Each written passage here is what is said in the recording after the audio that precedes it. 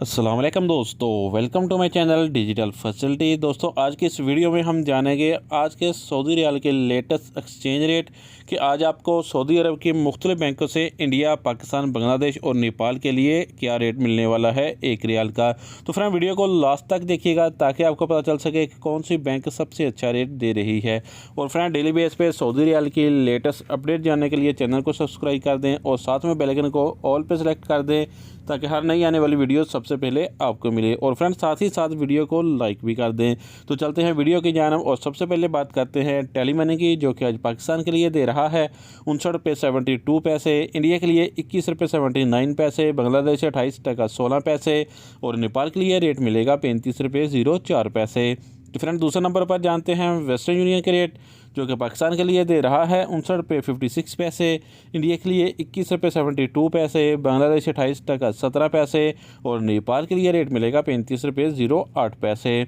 तो फ्रेंड, आप बात करते हैं UR पे की, जो कि पाकिस्तान के लिए दे रहा है 59 रुपये 43 पैसे, इंडिया के लिए 21 रुपये 60 पैसे, बांग्लादेश 27 टका 81 पैसे, जबकि नेपाल के लिए रेट होगा 34 रुपये 88 पैसे। तो फ्रेंड, अब बात करते हैं अल-राजी बैंक की, जो कि पाकिस्तान के लिए दे रहा है 59 रुपये 84 पैसे, इंडिया के लिए 21 रुपये 75 पैसे, बांग्लादेश 28 टका 12 पैसे और नेपाल के लिए रेट होगा 34 रुपये 04 पैसे।